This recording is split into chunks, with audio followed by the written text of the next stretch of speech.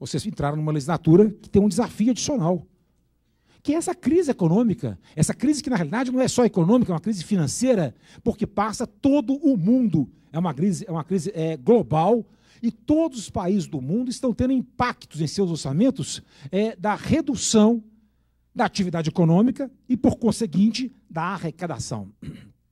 A arrecadação diminuiu em todos os países do mundo em consequência dessa crise financeira. E isso tem uma série de repercussões na esfera, seja ela municipal, estadual ou federal.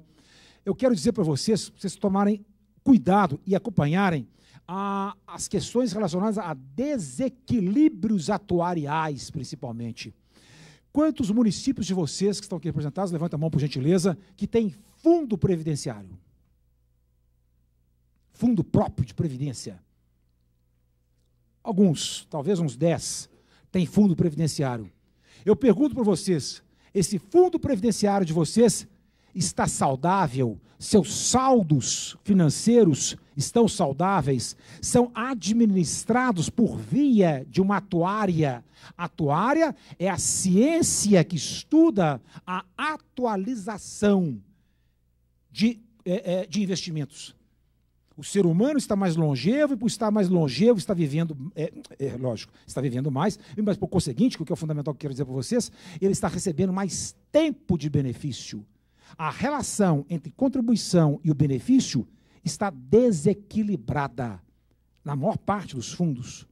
Pois bem, as realidades dos fundos previdenciários pelo nosso Estado revelam uma fragilidade dos fundos previdenciários de forma absurda. De forma absurda. Há inúmeros fundos previdenciários de cidades grandes do nosso Estado que estão totalmente... são irrealistas, são fundos irrealistas. Eu digo para vocês, por exemplo, há pesquisas científicas, não é nem científica, é uma pesquisa estatística, que não sobrevive um fundo de previdência que não tenha pelo menos 2.000 contribuintes. Não sobrevive. Não sobrevive. O Estado de Minas Gerais, para vocês terem uma ideia, eu sou conselheiro do FUNPENG. O FUNPENG é o Fundo de Previdência dos Servidores do Estado de Minas Gerais.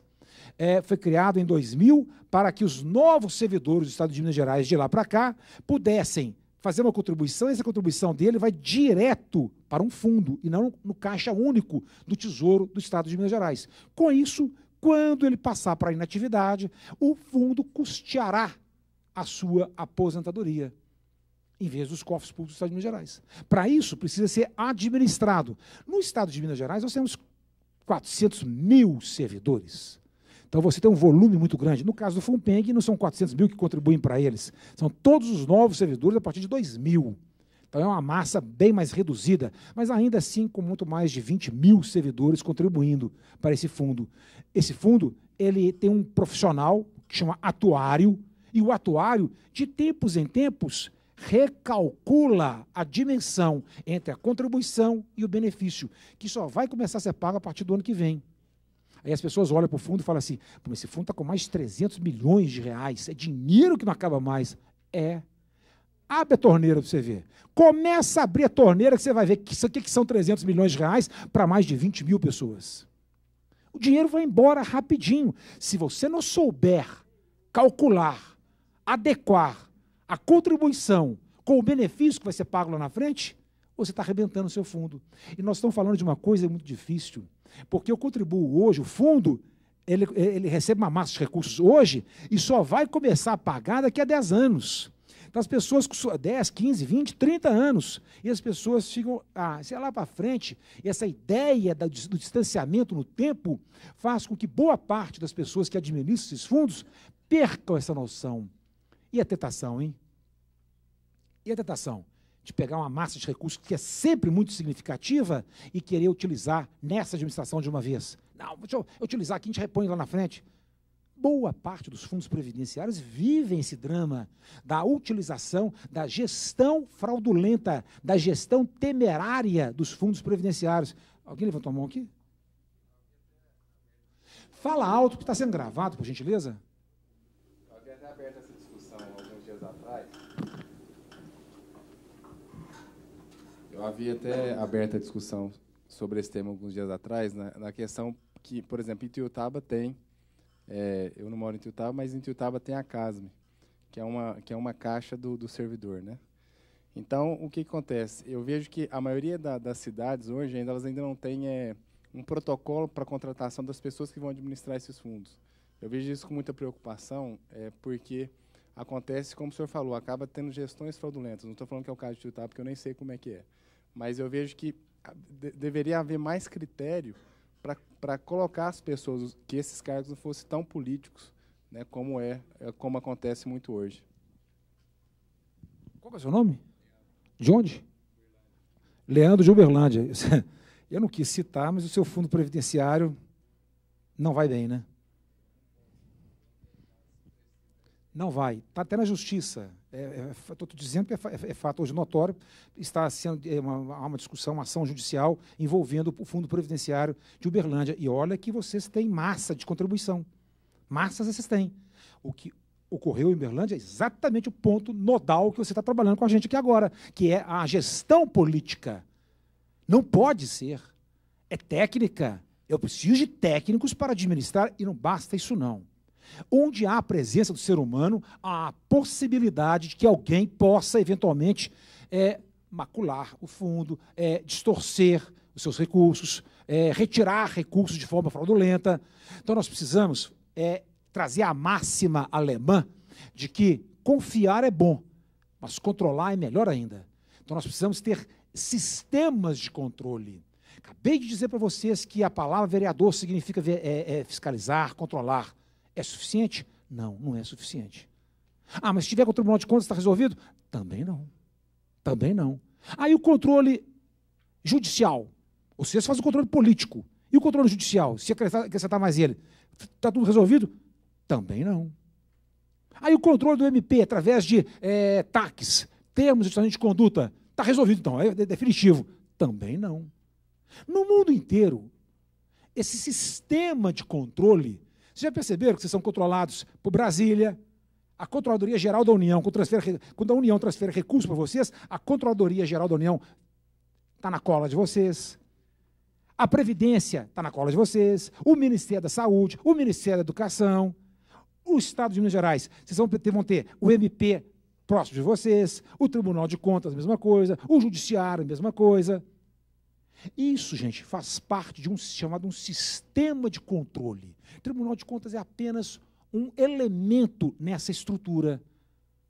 Não duvidem, aqui na Alemanha, na Itália, nos Estados Unidos, Espanha, qualquer país do mundo democrático, o melhor sistema de controle é aquele que comporta os demais e não exclui os demais. Mas de todos eles, o mais efetivo de todos é o chamado controle social, ou, eu prefiro, controle democrático, que é o controle do cidadão sobre o aparelho estatal. Não duvidem disso, no mundo inteiro funciona dessa forma. O presidente Barack Obama acabou de indicar uma candidata a juíza da Suprema Corte dos Estados Unidos. Essa indicação que ele fez, essa pessoa vai passar por um crivo da sociedade norte-americana. Ela já está peregrinando o país, debatendo com a imprensa, debatendo com as ONGs, debatendo com a classe política, debatendo com todos os segmentos da sociedade, para que, após essa jornada todinha, ela vá ao Senado norte-americano e ficar sendo 3 dias sabatinada. Essa sabatina envolve discussões importantes sobre anencefalia, drogas, homossexualismo, questões que são caras a qualquer sociedade, Então, esse debate envolvendo as pessoas indicadas nesses cargos, recebe um controle público, um controle da sociedade. E nós estamos falando de um país em que 28 indicações para a Suprema Corte já foram vetadas pelo Senado Federal. Vetaram. Indica outro. Isso revela controle social deles. Sabe quantos vetos a indicações presidenciais para a Suprema Corte brasileira foram vetadas pelo Senado? 0. Sabe quantas indicações presidenciais para o Tribunal de Contas da União foram vetadas pelo Senado Federal? Zero. Mesma coisa vale para os estados. Então, nós não temos controle, infelizmente, nós não temos uma cultura de controlar. Mas eu estou dizendo para vocês que vocês precisam aprender a exercitar esse papel, gente. A exercitar esse papel. E exatamente por não ficar só no discurso, eu que estou falando para vocês que é importante fazer isso, fazer aquilo, falar é muito bonito, né? Falar é muito fácil. E eu aprendi, como professor de direito financeiro, a cobrar mais dos políticos que eu elejo. Então, o que aconteceu? Há uns 10 anos atrás, há pouco mais, uns 14 anos atrás, eu tenho uma amiga, e essa minha amiga casou com um vereador aqui em Belo Horizonte. Eu sou de uma família de 10 irmãos. Tem até uma irmã aqui na Escola Legislativa, Eugênia. Irmão não falta espalhado, é órgão aí. São 10 irmãos. No dia que eu fui apresentado a esse vereador, ele virou para mim e falou: que maravilha, quero pelo menos 100 votos na sua família. Você vai conseguir para mim. Ué, depende, vamos conversar, ué. De que jeito que nós vamos conseguir esses votos? Aí eu falei, ele me chamou, falou, vai lá na Câmara, vamos conversar. Bom, tá. Cheguei lá na Câmara e falei, eu sou professor de Direito Financeiro e eu acho uma vergonha a capital mineira, que é a terceira capital, quer dizer, quando a gente hierarquiza, assim, terceira capital, quer dizer, em termos de potência econômica na Federação Brasileira, o Estado de Minas Gerais é a terceira economia do país e, por conseguinte, a sua capital reflete essa realidade, inclusive no aspecto político. Pois bem, eu disse para ele, eu acho uma vergonha Belo Horizonte não ter até hoje um debate aberto para discussão de políticas públicas em orçamento. Tem muito orçamento participativo, não vamos confundir as coisas. Belo Horizonte tem muito orçamento participativo, mas Belo Horizonte não debate orçamentos em audiências públicas, como é a exigência do artigo 48 da LRF. A LRF surgiu em 2000, em 2002 eu tive essa conversa com ele, e em 2003, graças a Deus, nós tivemos a primeira audiência pública em Belo Horizonte para discutir orçamento em Belo Horizonte, com a classe, mas que fugisse um pouquinho do formato do orçamento participativo. A partir de então, é que eu comecei a votar nele. Passei a votar e eu tenho uma interlocução direta, com e-mails e telefone, de cobrar dele uma série de coisas, Ele me dá retorno de uma série de coisas que eu julgo importante. Então, o controle nosso, como cidadão da classe política, é fundamental. Deem o telefone de vocês, peçam ao eleitor de vocês que cobrem de vocês, como vocês devem cobrar do Executivo, como vocês devem cobrar do Tribunal de Contas do Estado de Minas Gerais. Vocês têm o direito de julgar as contas, mas para julgar as contas, vocês precisam que o tribunal emita parecer prévio. Se não emitir parecer prévio, não resolve a vida de vocês. E é exatamente por isso que ele é prévio. Ele é prévio em relação ao julgamento processado pela Câmara Municipal.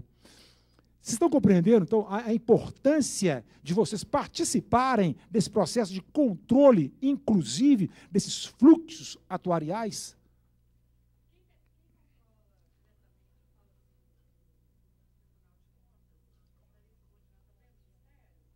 Como é que é o Tribunal de Contas subordinado aqui?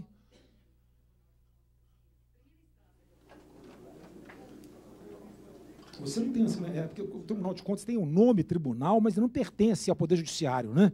Então você não tem a questão da instância, primeira e segunda instância. O Tribunal de Contas, na verdade, é um conselho. O nome mais adequado seria um conselho de contas, porque são conselheiros, né? E não juízes que lá estão. Nós temos uma série de problemas nessa história de Tribunal de Contas, e a sua intervenção ela é oportuna. Qual que é o seu nome? Luciné, de onde? João Molevade. A sua observação ela é importante, gente, e certamente deve ser, vários de vocês deviam ter uma intenção de perguntar algo semelhante, eu quero aproveitar para responder a todos. O que ocorre? Os tribunais de contas, o Tribunal de Contas de Minas Gerais especificamente, estamos num estado que é um continente, a maior comunidade municipal do Brasil, 853 municípios. O Tribunal de Contas, no ano de 92, em 92, o Tribunal de Contas encaminhou um projeto aqui para a Assembleia Legislativa. É lá, né? Aqui é a escola do Legislativo. Então, aqui não é um espaço político. Lá é. O Tribunal encaminhou um projeto para a Assembleia Legislativa criando inspetorias regionais. Para um estado continental é absolutamente necessário. Nós temos municípios que estão a 900 quilômetros de Belo Horizonte. E olha que Belo Horizonte está na região central do estado. E nós temos municípios a 900 quilômetros de distância de Belo Horizonte. Oi? Para você ver. E olha o que acontece. O tribunal, ao solicitar, estou explicando uma parte da história, tá? Eu não fujo do debate com relação a essa questão de vocês, não. Hein? O que aconteceu? As 8 inspetorias regionais propostas contemplavam Triângulo, Norte, Jequitinhonha, Zona da Mata, Sul de Minas, né? E vai para fora. Eu pergunto para vocês, no Triângulo Mineiro, você imagina qual cidade que o tribunal propôs que fosse a inspetoria regional? Uberlândia. No Norte de Minas, você faz ideia que cidade que deveria ser? Montes Claros. No Jequitinhonha, foi o governador Valadares, na região. Isso. Mas uma cidade com estrutura administrativa um pouco melhor, pegamos Valadares. No sul de Minas, pegamos Varginha. Na Zona da Mata, pegamos Juiz de Fora e foi para fora. Chegou aqui, o que aconteceu? Mutilaram o nosso projeto. Mutilaram, porque aí o que acontece? O líder da Assembleia na região norte, ele não era de Montes Claros, ele era de Janaúba. Não, então vai para Janaúba, vai para minha terra. O Lodito Triângulo Mineiro não era de Uberlândia, o sujeito era de uma cidade, Tupaciguara. Não, vai ser na minha terra, Tupaciguara. Avacalhou o projeto todo. Avacalhou o projeto por completo. Aí o tribunal acabou tirando. Bom, isso explica parte do nosso problema, que nós tínhamos a obrigação de estar do lado de vocês, regionalmente. Não estamos. O que acontece? Por não estarmos do lado de vocês, a prefeitura encaminha para o Tribunal de Contas um processo com uma capinha escrito assim, olha, prestação de contas. Você protocola. Na hora que você vai começar a examinar, está faltando trocentos documentos aqui dentro. Aí, diligência. Trocou o prefeito, já é o adversário político dele, está lá. Não, os documentos não existem. A gente sabe que existe, mas não encaminha documento. Aí você pede ao Ministério Público, e vai desse jeito. Aí quando manda parte dos documentos, não manda todos, manda parte dos documentos. Nova diligência. O grande problema do Tribunal de Contas de Minas Gerais, especificamente, chama-se falha grave na instrução processual. Você não tem todas as peças que compõem uma prestação de contas dentro do processo. Sem esses documentos, você não examina. Não examina, vai ficando para trás. Vai ficando para trás. E você não decide. E não temos inspetorias regionais, porque se eu estivesse do seu lado, eu ia lá e pegava esse documento diretamente, que é o que ocorre em São Paulo. São Paulo inaugurou agora, semana retrasada, a 16ª Inspetoria Regional. Então, eles estão do lado dos seus municípios. O processo ele tem início exatamente no município com o inspetor. Então, eu estou do seu lado, vim aqui buscar os documentos todinhos para instruir uma prestação de contas. Não falta documento nenhum. Gente, vocês devem estar se perguntando, né? E o Kiko? Lógico. Isso é problema do Tribunal de Contas e não de vocês. E não de vocês. O Tribunal de Contas é que se vire para se aparelhar, para se equipar, para dar a vocês o que ele tem obrigação de dar a vocês. Eu quero dizer para vocês o seguinte, gente. Eu faço parte de uma equipe em Brasília, junto com a Secretaria de Tesouro Nacional e o Ministério do Planejamento. Está sendo produzida uma lei que vai substituir a 4.320. Essa lei já tem até nome. Chama Lei de Qualidade Fiscal. E essa lei tem um capítulo nela que vai mudar muito, muito, muito a relação com os tribunais de contas do Brasil. Todos os tribunais de contas do Brasil vão ser obrigados a tomar uma série de atitudes. Agora já não é isoladamente mais, já não é para cada estado. É uma lei nacional que vai impor aos 33 tribunais de contas do Brasil uma série de medidas de modernização. Uma série enorme. E vai cobrar, agora em instância federal, que esses tribunais se atualizem. E vai vir junto com ela uma emenda constitucional que vai mudar muito a cara dos tribunais de contas do Brasil. Está se incorporando, por via dessa emenda constitucional, que a investidura dos membros dos tribunais de contas se dê a partir de então através de concurso público. Mas a partir de então, quando essa norma surgir, deverá entrar em vigor ainda esse ano, e com uma chance enorme de ser aprovada, porque já foi costurado, tem o apoio do governo federal, da base do governo, e já foi costurado com todos os demais partidos. O PMDB já está costurado, o PSDB já está costurado, o Democratas já está participando desse processo. Vai ser apresentada essas emendas, essas leis, uma lei complementar e uma emenda constitucional, pelo senador Renato Casagrande, que é uma pessoa, um senador do Espírito Santo, especialista na área. E eu digo para você o seguinte, eu não tenho menor problema, menor dificuldade para tocar nesse tipo de assunto. Eu já escrevi um livro onde eu defendo o concurso público para conselheiros dos tribunais de contas já há muito tempo. Não é de hoje, eu vejo as mazelas que existem num processo político, numa casa técnica, como é o Tribunal de Contas. É incompatível, não tem aderência uma casa técnica ser administrada e comandada por pessoas que exercem uma função política. Enfim, esses descompassos geram esses problemas todos que vocês conhecem em relação ao Tribunal de Contas. Então, estamos aguardando. Eu tenho fé de que as coisas vão mudar, e acredito mesmo que vão mudar, e nós precisamos acreditar que é possível fazer mudanças e que é possível a cada um de nós fazer coisas melhores do que nós fazemos hoje. Né? Alguns colegas meus do tribunal ficam falando, de vez em quando falam comigo, né? Principalmente aqueles que são assessores de conselheiros, e eu fui assessor de conselheiro durante largo tempo da minha vida. Como é que você tem coragem de defender concurso público para conselheiro, com um absurdo negócio desse? Eu, quando defendo isso, eu não estava defendendo porque eu estava tomando uma cervejinha no barzinho e tive um insight de, tem que ser concurso público, né? Tomando uma cervejinha com um torresminho, né? O que é bom também, né? Mas não era.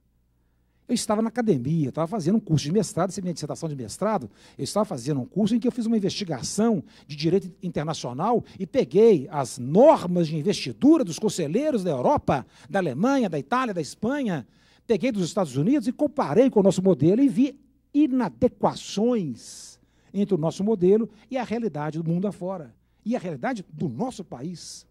Então, foi fruto de quê? De uma academia, de um processo de estudo, um processo de produção científica. Então, não é achismo, eu acho isso, eu não acho nada.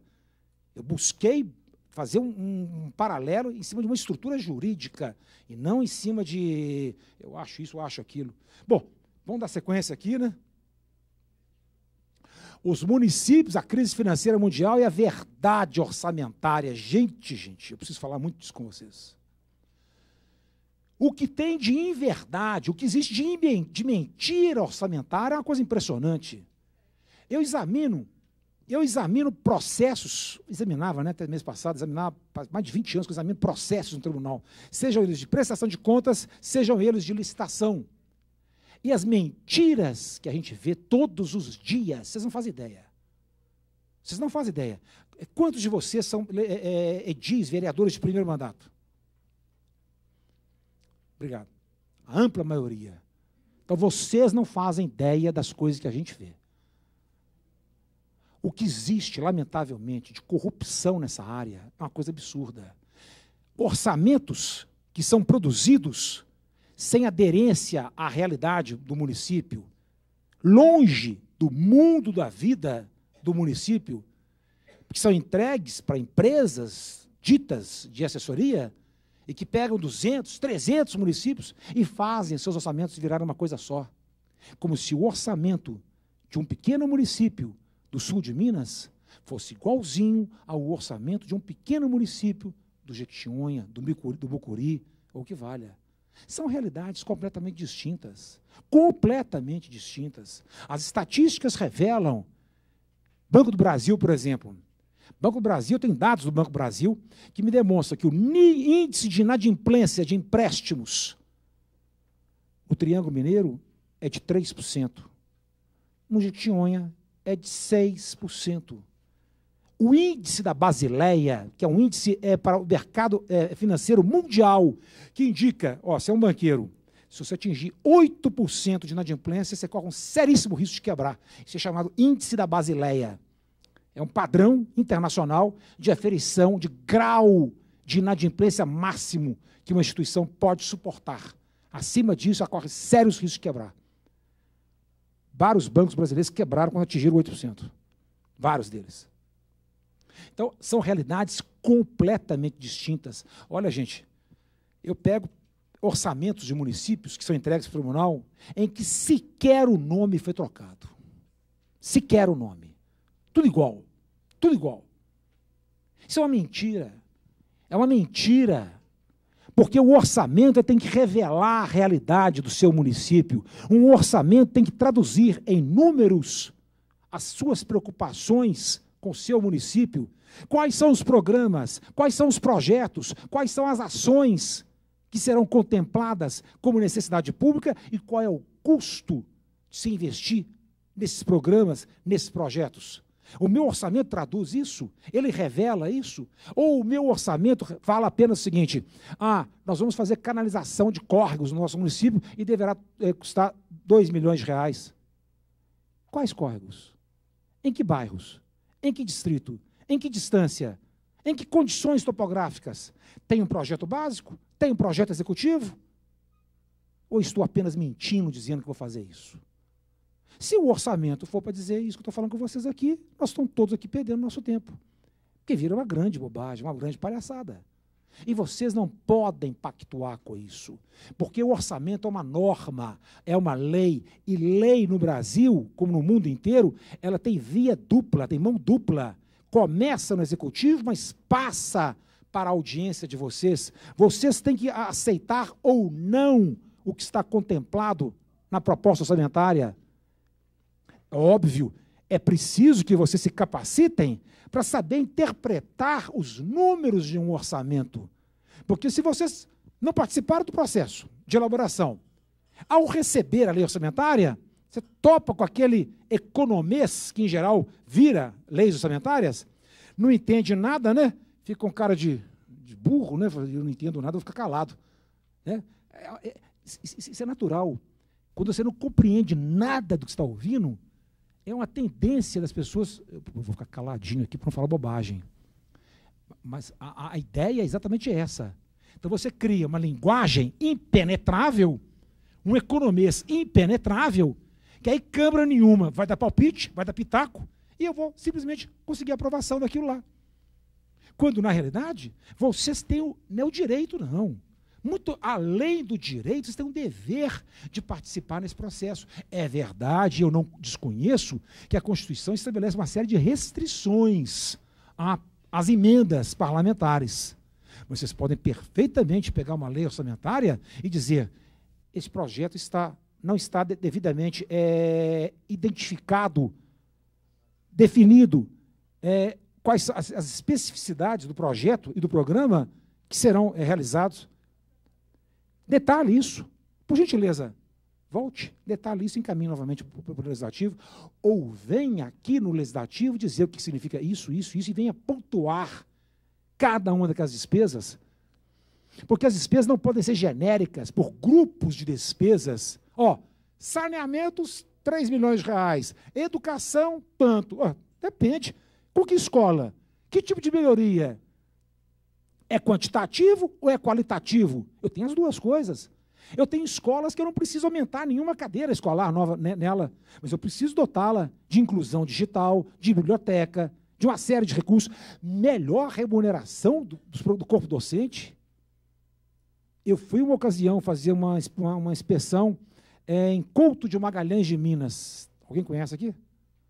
Depois de Diamantina, logo depois de Diamantina, no Jequitinhonha. Couto de Magalhães de Minas.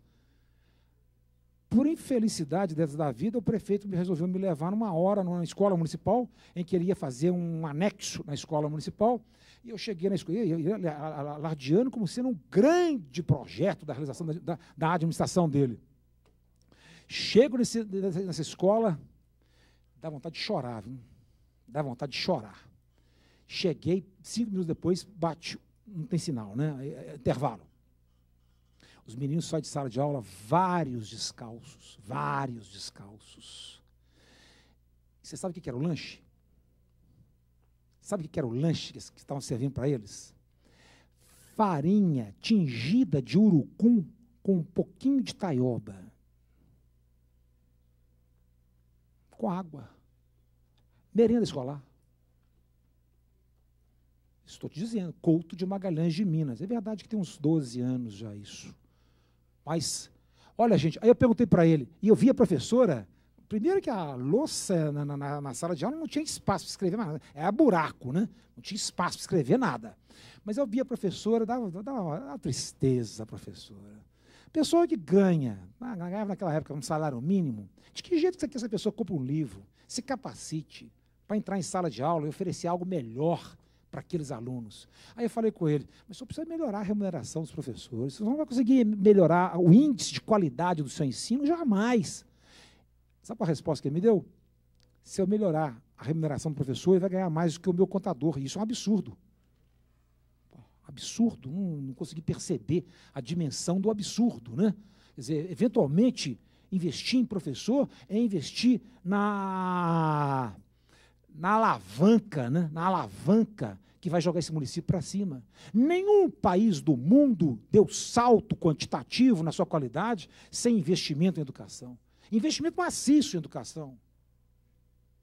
Eu não sei se vocês controlam. Tem município que tem 1.000 habitantes, e eu vejo lá no Tribunal de Contas nota fiscal de compra de 10.000 cadernos. Com 1.000 habitantes. Quer dizer, alunos, então, é muito menor que isso. Aí você vai no almoxarifado, me mostra o controle de entrada desses 10.000 cadernos. Ah, não teve não, foi distribuído direto para a rede escolar, e tal. Mentira, mentira, estou cansado de saber disso. Não é de hoje que eu corro esse estado, que eu sei das realidades que tem por aí. Você compra, você vê nota fiscal de compra de 3 enciclopédias. Cadê as enciclopédias? Vai nas unidades escolares, cadê as enciclopédias? Não tem. Às vezes comprou uma, mas consta 3. E você sabe a resposta direitinho para onde que foi o recurso das outras 2, que saiu. Mas isso é para constar, para compor índice de aplicação no ensino. Os nossos índices nem sempre revelam a realidade, revelam a verdade orçamentária e financeira. Nós precisamos que vocês ajudem a controlar isso, gente. Não é o Tribunal de Contas que eventualmente vai fazer uma inspeção municipal, constata essas coisas. Eu já vi processos, quando eu era diretor da fiscalização municipal, eu já vi processos de construção de uma quadra poliesportiva, uma quadra de esportes, num município, que eu não me recordo mais qual que era. Estava lá a nota fiscal, os produtos que foram comprados, que foram pagos, toda a prestação de contas estava ali. Mas, quase 2 anos depois, foi uma equipe de inspeção no tribunal fazer uma inspeção ordinária no município e resolveram ver a quadra. A quadra não existia. A quadra não existia. Não existia. Papel aceita tudo. E olha, nós não temos ilusão, não. Hoje é via informatização, né? São dados. Nós sabemos também que você pode falsear dados. Então, nós precisamos estar constantemente próximo de vocês para checar, fazer a auditoria de conformidade, de confirmação dos investimentos que são realizados. Se o tribunal não faz isso, ele está sendo falho no seu processo fiscalizatório. Mas vocês são fiscais. Vocês também são fiscais. Não dependam de Tribunal de Contas, não dependam de Ministério Público, não dependam do Poder Judiciário. Vocês podem fazer a parte de vocês nesse processo. Os tribunais de contas vão sofrer um processo de intervenção normativa a partir do 2º semestre, em que vai mudar muita coisa por aí. Muita coisa muda, não muda da noite para o dia, não, mas muita coisa vai mudar nesse processo.